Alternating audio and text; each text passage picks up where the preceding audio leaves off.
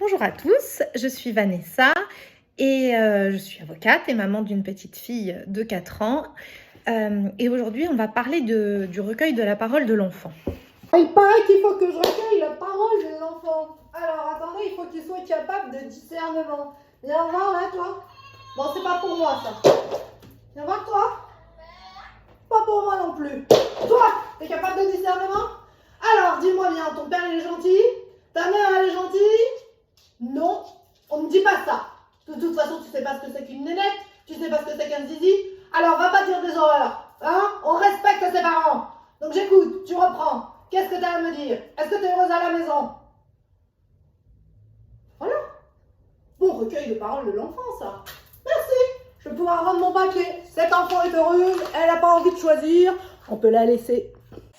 Alors, la capacité d'un point de vue de la parole de l'enfant va évoluer au niveau des juges et ça fait partie de l'appréciation souveraine des juges. Et là, on touche à un point excessivement sensible. La parole de l'enfant. Comment les croire? L'affaire Outreau, ce grand scandale, vous en avez entendu parler, où en fait on avait dit que les enfants avaient menti. Sauf que d'abord, tous les enfants n'avaient pas menti, seulement certains. Et ensuite, ça repose sur aussi une fausse idée qu'un enfant témoin de violence n'est pas victime de violence. En fait, un enfant, on s'est rendu compte avec les neurosciences et la psychologie, qu'un enfant qui assiste à des violences va en être lui-même impacté en tant que victime directe. Pas comme nous les adultes, les enfants ont cette empathie qui fait qu'ils peuvent s'approprier comme leur propre souvenir quelque chose qui ne leur appartient pas matériellement. Alors, il faut savoir que pour le recueil de la parole de l'enfant, aujourd'hui, on n'en est plus du tout à l'affaire Outreau. Ça a dépassé, obsolète.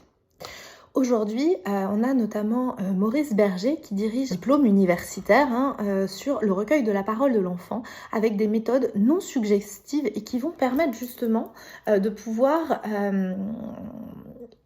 avoir une réelle interprétation des propos de l'enfant.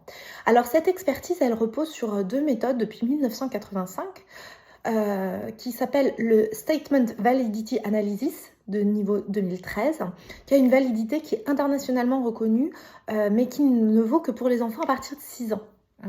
Donc il y a des points de pondération qui sont mis en fonction de l'âge et on a un entretien strictement non suggestif. Ça veut dire quoi? Ça veut dire qu'il faut être le plus neutre possible dans les questions qu'on va poser à l'enfant et toujours partir de ce que nous dit l'enfant pour approfondir. Dis-moi plus. Qu'est-ce que tu veux dire à ce propos? Que ressens-tu? Mais pas dire t'as peur, t'es en colère, t'as de la joie, tu l'aimes ou tu l'aimes pas? Non, parce que tu pourrais ne pas l'aimer, voyez. La deuxième méthode, c'est la méthode NIST, qui est un protocole qui est encore meilleur et qui, lui, va s'appliquer à des enfants bien plus jeunes et qui a des codes encore plus stricts sur le côté non suggestif. Donc, véritablement, il s'agit de se mettre au niveau de l'enfant et de jouer avec lui, de parler avec lui, de tout et de rien, et de laisser venir ce qu'il y a à dire.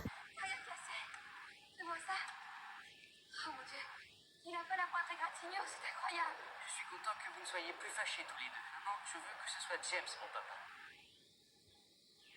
Allez, je crois.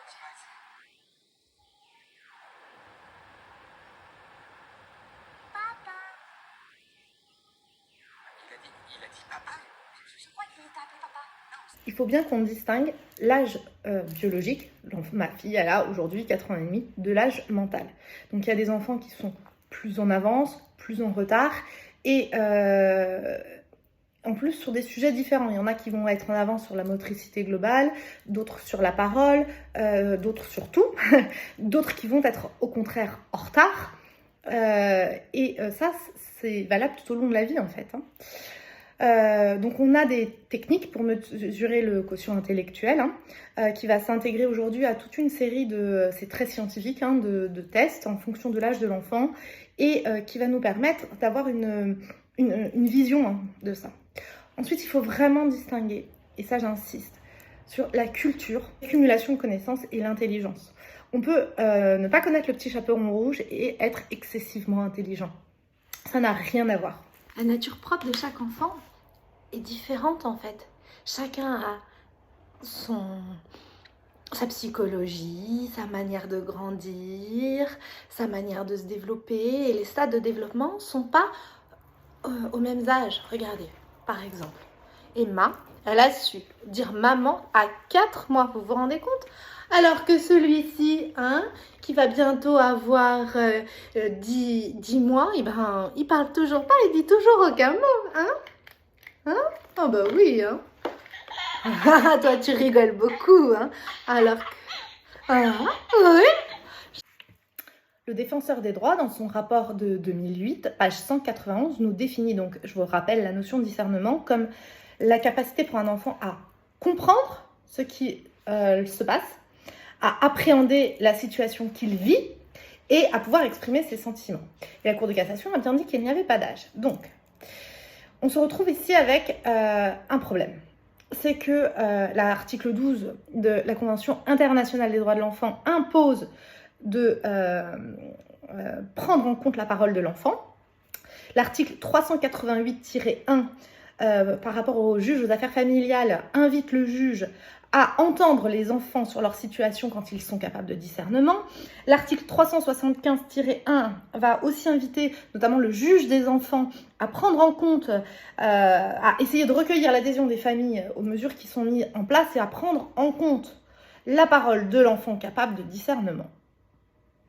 Sauf qu'on n'a pas de définition légale de discernement et comme je vous ai dit, les juges font un véritable blocage en considérant que finalement, avant 7 ans, il n'y avait pas vraiment de discernement. Sauf que ça repose sur rien d'autre qu'un préjugé, comme on l'a vu la fois dernière. Alors c'est comme ça que tu te prends, moustache. Pas de dessert donc.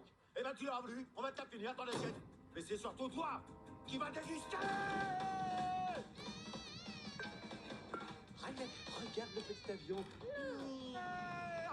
Un avion, on a un avion, un avion. Le problème qu'on a, c'est qu'il y en a qui sont contre la parole de l'enfant et qui ont développé des théories. Notamment Jacques Bremen, qui a développé la théorie de la réactance psychologique. C'est cette idée qu'on peut manipuler le cerveau avec des tentatives d'influence. On a pu prouver que c'était faux. Parce qu'il y avait ce qu'on appelle un effet boomerang, parce que quand la liberté est menacée, on va chercher à réduire la menace en adoptant un comportement qui va être contraire à ce qu'on attend de nous. Hélas. Elle parle. Oh, parle encore, bel ange. Roméo. Oh, Roméo. Pourquoi donc es-tu Roméo?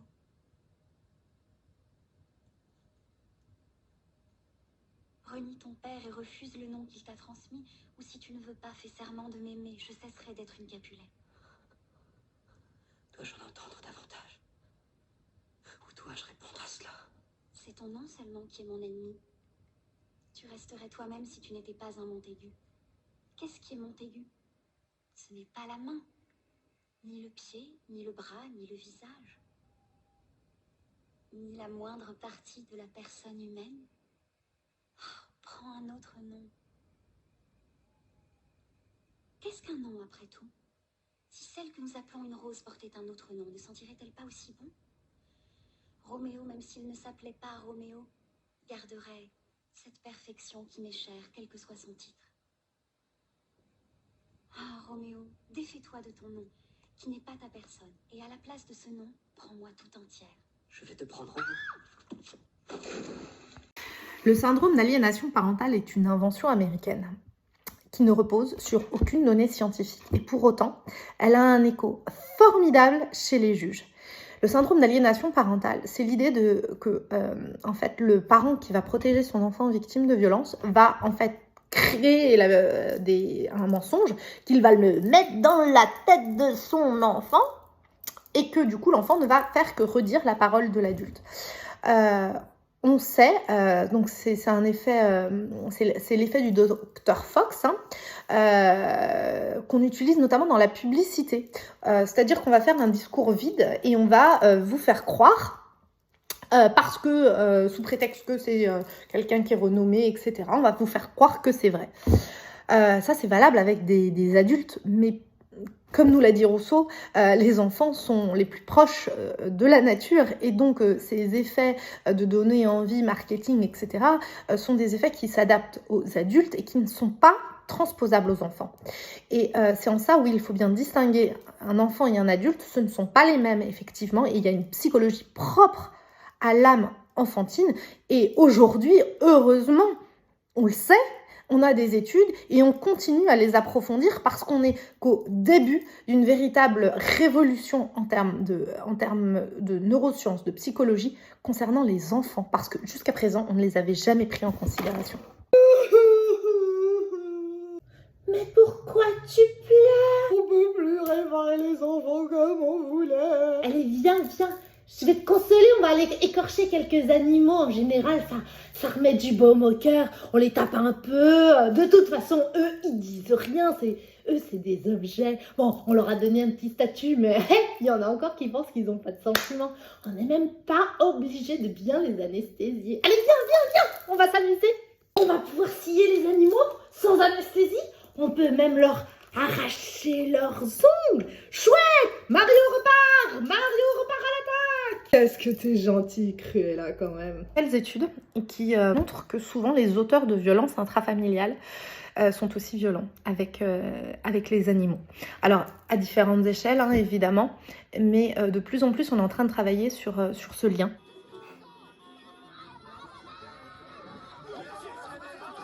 Calmez-vous, on est zen, tout va bien. Il suffit de faire une petite pause musicale.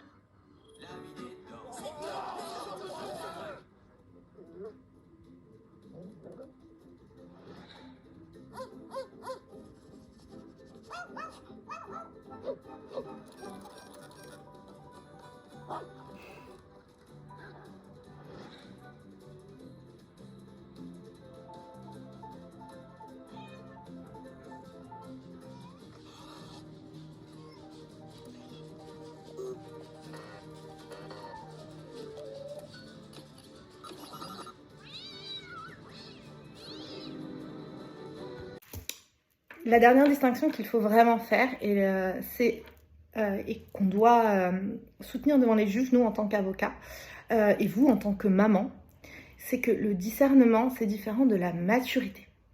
Donc on peut parfaitement entendre un enfant, même très jeune, même à partir du moment où il maîtrise le langage, ça ne veut pas dire qu'il est mature. Et écouter un enfant, prendre en compte sa parole, ce n'est pas lui imposer la responsabilité des décisions. C'est toujours nous les adultes qui sommes responsables des décisions. Il faut ôter cette responsabilité des enfants parce que sinon on est violent. C'est de la violence d'imposer une responsabilité beaucoup trop lourde aux enfants.